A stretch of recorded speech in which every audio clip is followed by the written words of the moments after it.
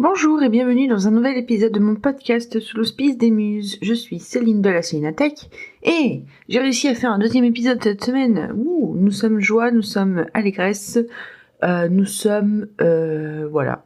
Le mot allégresse, il vous fait pas trop mourir de rire. Genre, si vous le découpez quand même, c'est allégresse. Donc voilà, enfin...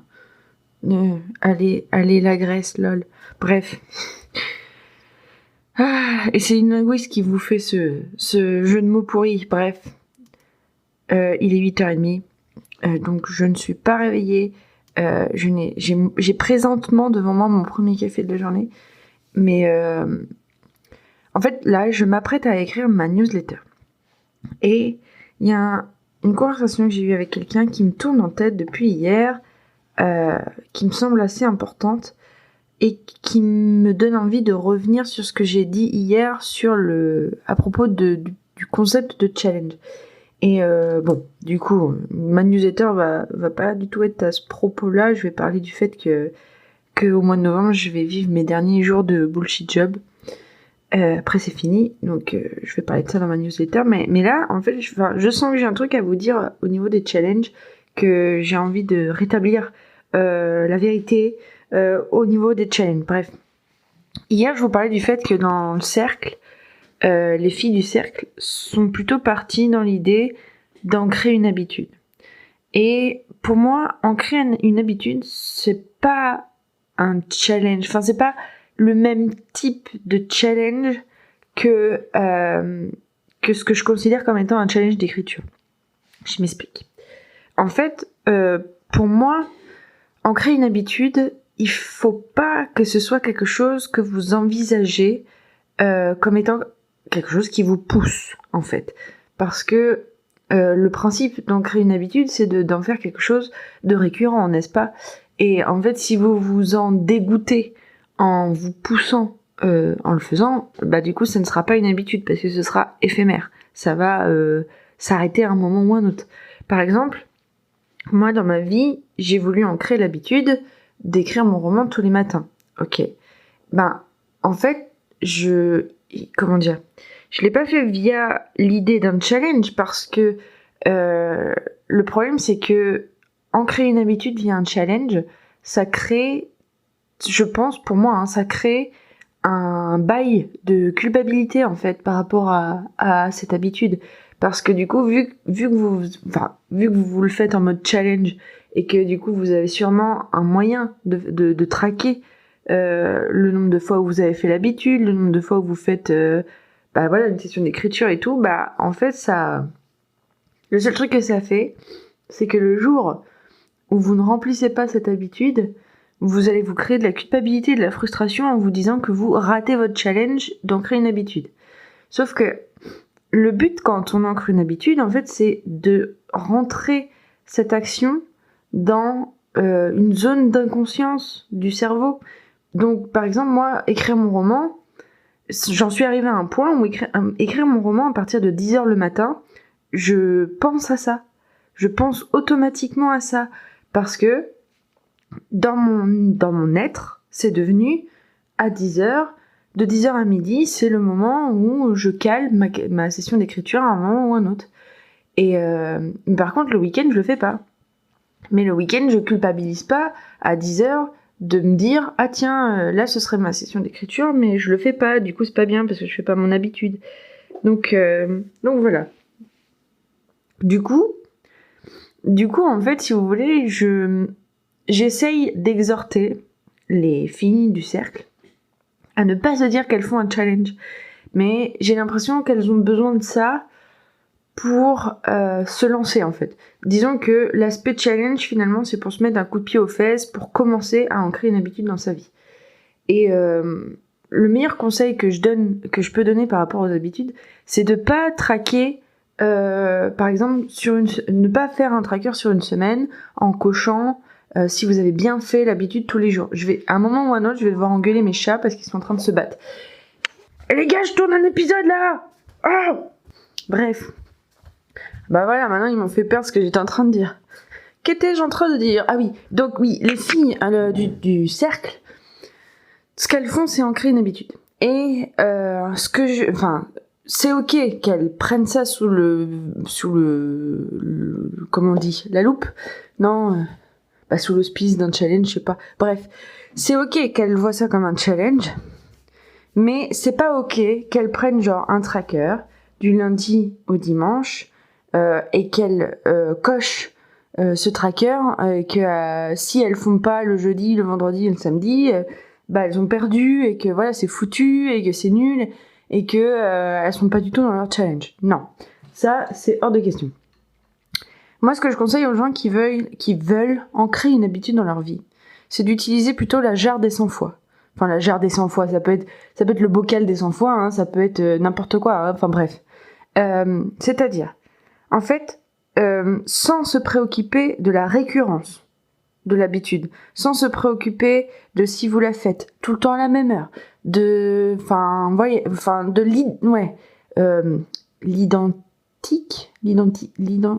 fait d'être identique, bref, sans vous préoccuper du contexte. C'est pas mal ça. Sans vous préoccuper du contexte autour de l'habitude et de comment vous faites l'habitude.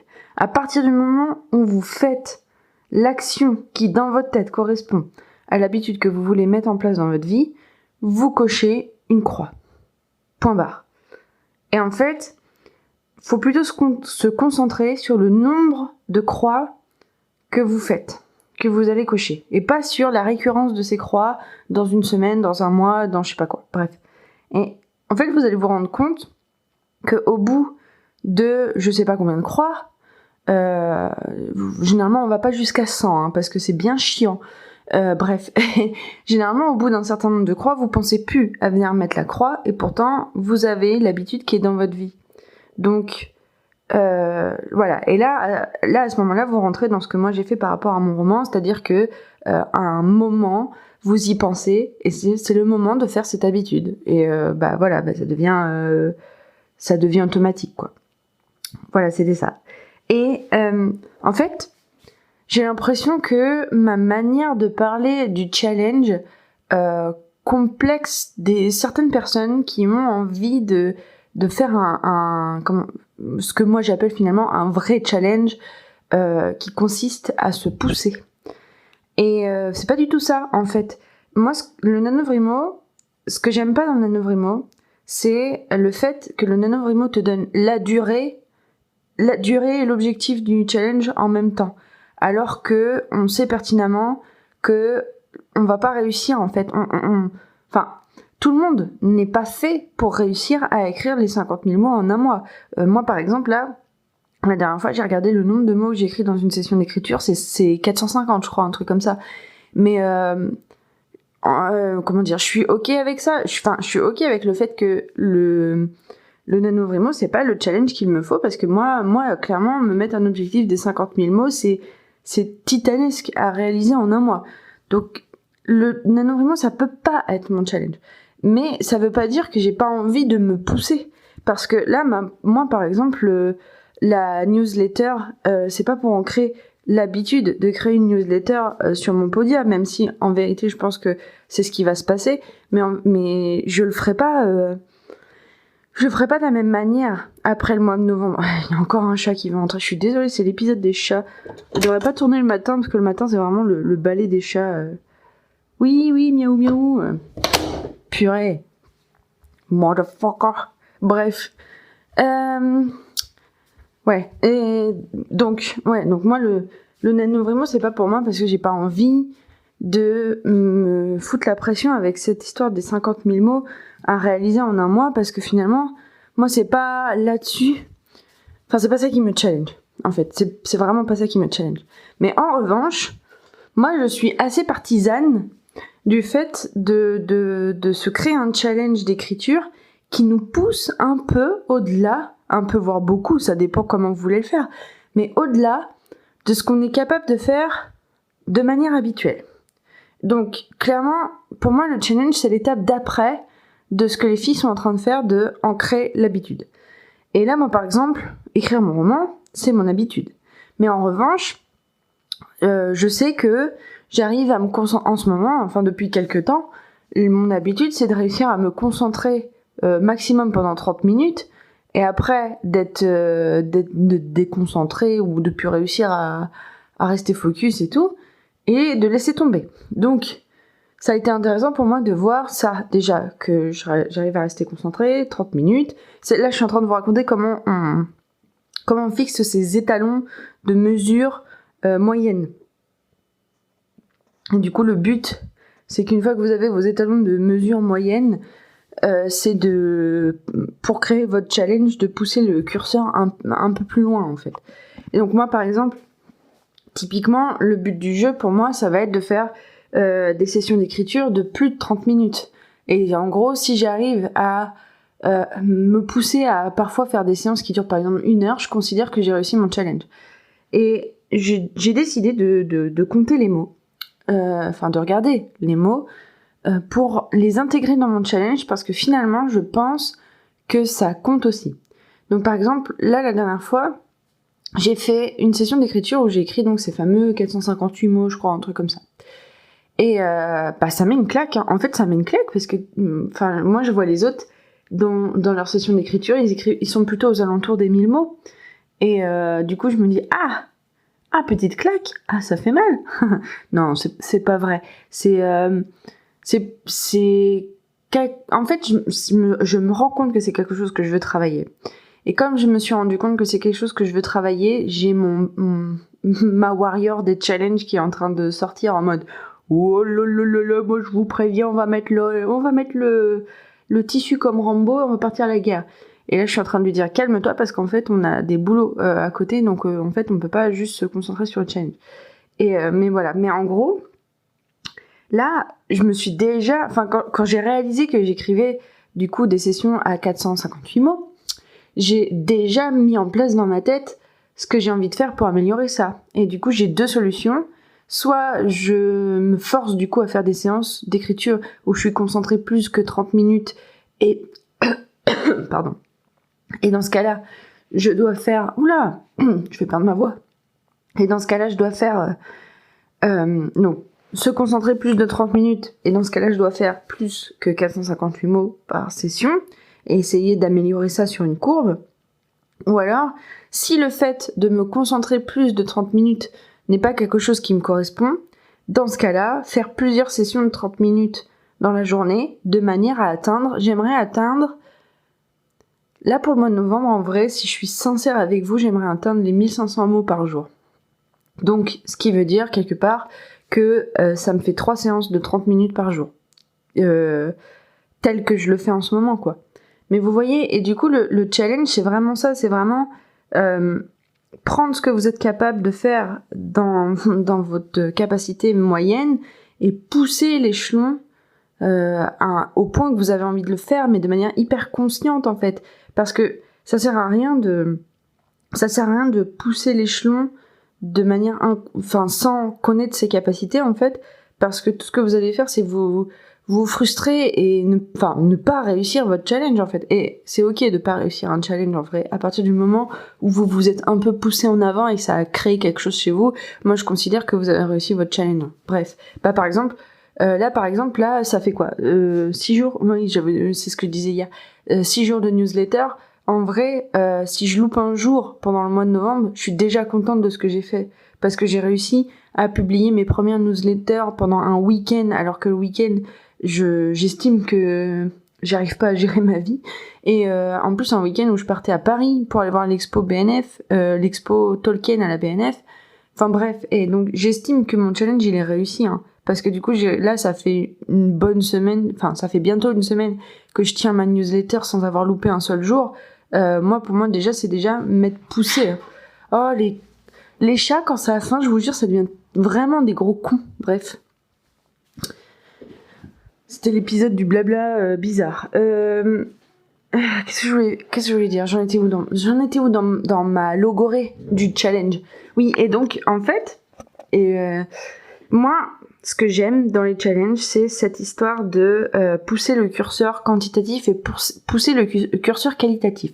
Parce que, pour moi, le challenge, c'est l'occasion de transcender un petit peu ce qu'on fait de manière habituelle et en fait, pour moi, vraiment, un challenge, c'est créer des déclics, créer des créer Mais vous savez ce qu'on ressent dans le putain de sport. Oh, j'ai encore dit un gros mot, bordel. Ce qu'on ressent dans le sport quand on va un peu plus loin que ce qu'on sait faire. Genre, par exemple, tu cours un marathon et sur les 500 derniers mètres, tu fais un sprint alors que tu pensais que c'était impossible. Ou alors, quand tu montes à cheval et que ça fait 1 heure que tu montes, que t'en peux plus, que t'as les jambes, les jambes c'est du coton quoi. Et finalement, tu fais un dernier enchaînement d'obstacles. Et puis bing, c'est les obstacles que tu sautes le mieux pendant ta séance, ou alors, enfin voilà, des trucs comme ça, enfin bref. Vraiment, pour moi, vraiment, un challenge d'écriture, c'est un challenge sportif en fait, et on se pousse un peu plus loin dans nos retranchements de manière à ça y est, j'ai trouvé. De manière à dégommer des croyances limitantes, en fait. Parce que moi, moi, dans mon quotidien, j'ai cette croyance limitante que j'arrive pas à me concentrer plus que 30 minutes. Et là, en fait, ce que je suis en train de faire, c'est de me prouver que je suis capable de me concentrer plus que 30 minutes. Juste que, c'est ma manière quotidienne de faire, c'est me concentrer 30 minutes parce que c'est facile. Mais que, voilà, si un jour j'ai envie de me pousser, je peux me concentrer plus que 30 minutes, c'est cool. Et là, 458 mots, c'est pareil. Ok, dans une séance où je me pousse pas, où je me donne pas d'enjeu, machin et tout, j'écris 458 mots. Mais justement, il faut que je me prouve que je suis capable d'écrire plus que 458 mots. Le seul truc, en fait, c'est moi, je considère que les gens font mal les challenges parce que ils font des challenges qui sont pas personnels. Et le truc avec les challenges pour moi, c'est que en fait, tant que c'est un challenge comme ça, là, froid en fait, c'est qu'est-ce qu'on met comme enjeu sur 50 000 mots écrits dans un mois? Alors, bien sûr, il y a plein de gens qui vont me dire, moi, si 50 000 mots écrits dans un mois, j'écris un roman, j'écris ça. C'est exactement ce qu'il me faut pour finir mon projet en cours, et grand bien vous fasse, hein, franchement. Qu'est-ce que je suis en train... Ah oui, si vous arrivez à mettre un enjeu derrière les 50 000 mots en un mois, cool, faites-le. Moi, j'y arrive pas. Parce que ça me paraît trop loin. Ça me paraît irréaliste en un mois. Ça me paraît... En tout cas, ça concorde pas avec ce que je suis capable de faire en ce moment, en fait. Et ça concorde pas non plus avec l'enjeu d'un challenge pour moi. Donc finalement, c'est pour ça que je parle de se challenger autrement. Parce qu'en fait, moi, je sais pas vous, mais moi, par exemple, j'ai des super mauvais souvenirs de mes cours de PS où on faisait du 3 fois 500 mètres, et en fait on avait un espèce de temps moyen qui avait été fait par rapport à la classe, et sauf que du coup si tu te situes dans le temps bas par rapport à la moyenne de la classe, et que t'auras beau courir, finalement tu n'y arriveras jamais. Et en fait moi j'avais des mauvaises notes au 3 fois 500 parce que le curseur d'évolution il n'était pas appliqué à moi en fait. Et ce que j'ai envie de regarder, c'est mon évolution à moi. C'est pas si j'arrive à remplir les critères d'une évolution de groupe. Et malgré tout ça, j'ai envie de le partager. Et du coup, c'est pour ça qu'en fait, ce que je trouve intéressant dans le NaNoWriMo, c'est le fait que tout le monde se mette ensemble pour un objectif partagé. Mais j'ai vraiment cette croyance que ça marche pas, en fait. Parce que moi, je préfère que chacun ait son objectif personnel et qu'on vienne échanger sur nos objectifs perso pour de vrai, parce qu'au final j'y crois pas en le partage et en fait si vous regardez bien, les gens ils partagent pas ensemble, hein, enfin dans mes croyances, hein.